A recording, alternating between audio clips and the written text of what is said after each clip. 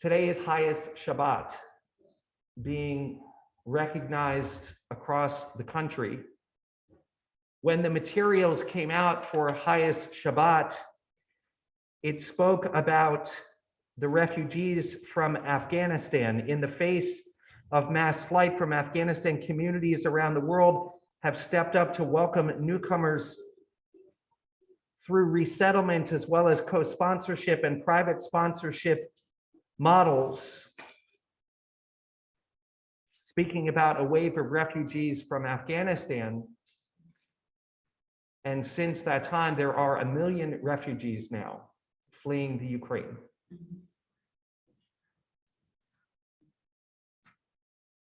It is with pride that our community can say we have stepped forward to help settle a refugee family from Afghanistan to find a home here in Durham.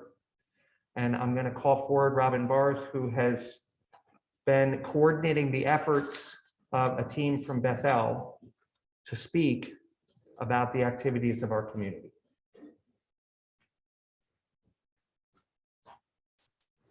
Thank you, Rabbi Graber, and Shabbat Shalom. Since mid-February, I've had the pleasure of getting to know the Safi. Our mics in the congregation are not working well today. So Robin, I'm just going to have to ask you to speak up. Okay. Yes, you can take your mask off for this. Please go ahead. Okay. If you feel comfortable. Since mid-February, I have had the pleasure of getting to know the Safi family from Jalalabad, Afghanistan. The family includes the father, Abbas, mom's name is Wahida, and their 7 children, ages 14, 12, 8, 5, 4, 2, and 4 months. The baby was born in a US military base in New Jersey. From August to December, they lived at 2 different military bases in makeshift accommodations. And the family was able to leave back in August because Abbas worked for 6 years for US Special Forces in security. The way this unfolded for us here at Bethel is that last fall, several members signed up to help with logistics for an arriving Afghan refugee family.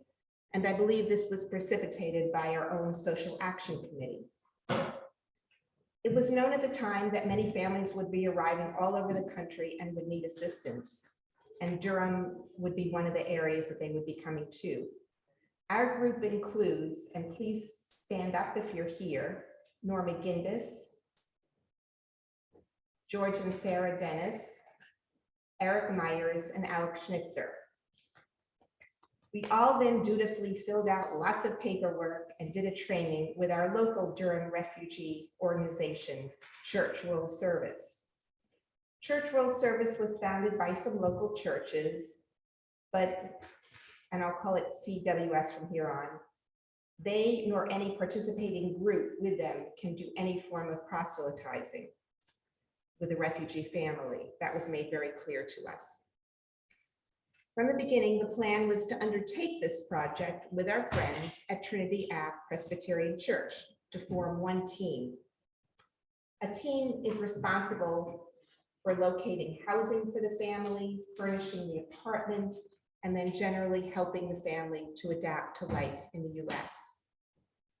We were assigned a family from Church World Service in late December, but weren't matched with them as we couldn't locate housing soon enough for their arrival. This family also, like the one we did get, was a family of 9, 2 parents and 7 children. We have found the task of finding housing to be one of the more challenging endeavors in this work. As you can guess, affordable housing in this area are scarce. And it's made even more difficult because the arriving refugee family has no credit history. It's important for the family themselves to sign the lease so they can establish some credit history in the future for their further transactions. Added to this, Church World Service told us the housing should be near a bus line and in walking distance to a supermarket. So as you can imagine, all this made it difficult to locate. After not locating any leads, Eric from our team reached out to his friend Abdullah and Tepley. And Abdullah, as you may know, is a close colleague of Rabbi Gravers and Eric Myers. He's talked most recently, he was here just a few weeks ago. And what we discovered is he and his wife, who happens to be a nurse, trained here at Durham Tech, they live in Chapel Hill. They've been welcoming refugee families for years. A few years ago, it was for Syrian refugees and now for Afghanistan refugees. And coincidentally, Abdullah told us that he happens to be the landlord of a 3-bedroom townhouse owned by his brother across the street from where Abdullah himself lives. It was a bit out of our price range, but we decided having Abdullah close by would make a huge difference for us and especially the family. Abdullah doesn't actually speak Abbas's language, but his experience with refugees has been really indispensable. We created then a sign of genius, and you all noticed that had a link to the Bethel announcements. You were all very generous in filling it up very early. We gathered furnishings and then moved the family from their temporary apartment in Raleigh on February 11th.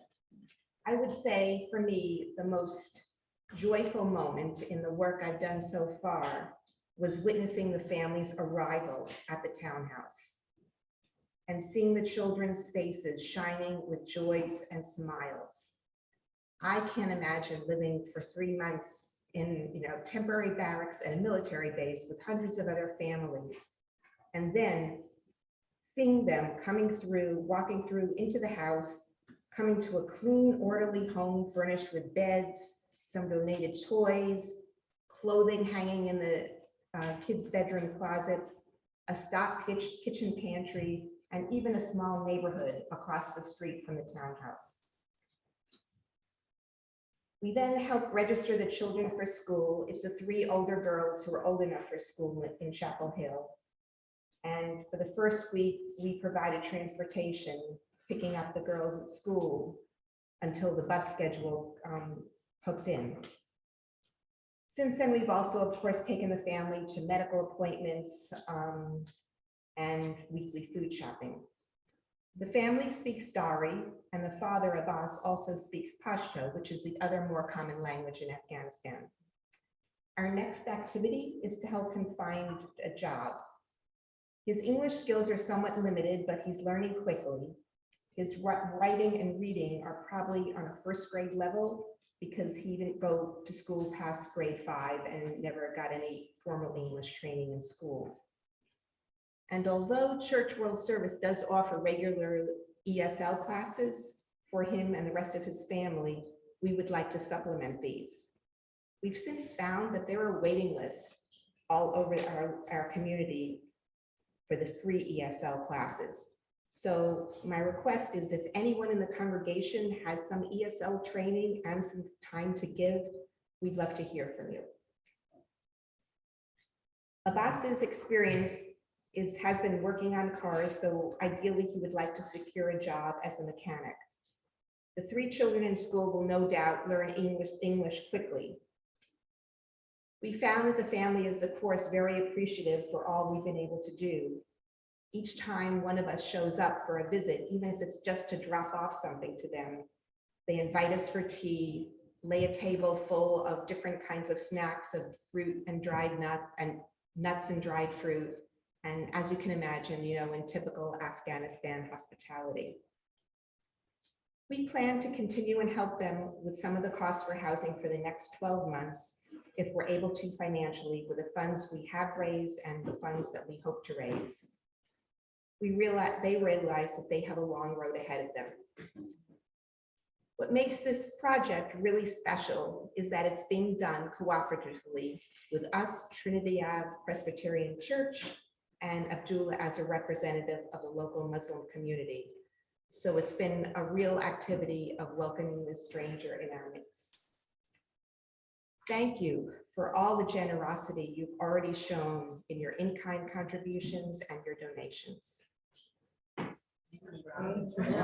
Yashika. And to Robin, we say thank you.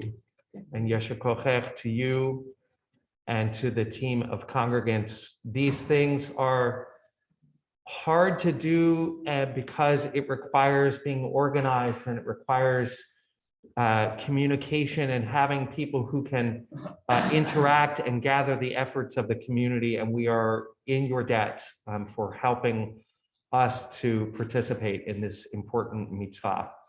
Thank you.